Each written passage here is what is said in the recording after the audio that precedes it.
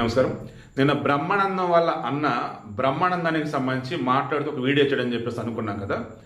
అందులో నేను ఒక మాట అన్నాను, మేబీ బ్లేమ్ చేయాలని అయి ఉండొచ్చు, లేదన్నప్పుడు ఇది ఒక పార్ట్ అయి ఉండొచ్చు అని అనుకున్నాం.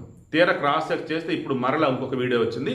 అందులో బ్రహ్మానందం ఇల్లు కట్టేయడం కానీ, బ్రహ్మానందం వాళ్ళ అన్న యొక్క కూతురికి పెళ్లి చేయడం కానీ, ఇవన్నీ డీటెయిల్డ్గా ఉన్నాయి. ఆ వీడియో అటాచ్ చేస్తాను చూడండి. సో ఏంటంటే చెప్పాం కదండి, ఈ సోషల్ మీడియాలో ఏమవుతుందంటే ఒక పూర్తి ఇంటర్వ్యూ చూడడం వాళ్ళకి నచ్చిన బిట్ అది కట్ చేస్తే దాన్ని వైరల్ చేస్తారు. దాంతో మనం అదే నిజం అనుకుంటూ ఉంటాం. సో తప్పండి. బ్రహ్మానందం చేయగలిగింది చేశాడు. అంటే హైదరాబాద్లో ఉంటున్నాడు, వాళ్ళన్నీ ఆడా ఉన్నాడు. ఎంతనిస్తారు లేదన్నప్పుడు ఇచ్చేవాడు అంటే తీసుకునే వాళ్ళకి ఏం కరువు అన్నట్టుగా ఏమో ఉంటున్నట్టు ఆ లెక్కలేవో కానీ అవి అటాచ్ చేస్తాను చూడండి. ఇల్లు కట్టించింది వాడే. అప్పుడు 40 ఏళ్ళే కట్టిదా వాడే కట్టిస్తాడు. ఈ పక్కన ఇది ఇప్పుడు మీ నాన్నగారు ఉన్నప్పటి నుంచి ఉందా సార్ ఈ ఇల్లు?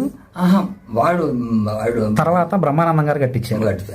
బ్రహ్మానందం గారు ఇల్లు కట్టించింది చేశాడు. మా అమ్మాయిలకి 3 అమ్మాయిలకి పెళ్లిళ్ళు వాడు చేశాడు. అప్పుడు 50,000 25,000 అవునండి సార్, 50,000 అంటే సరిపోయి అట్లా చేసుకొచ్చాడు. ఇప్పుడు కాకపోతే ఇప్పుడు ఏంటంటే కొంచెం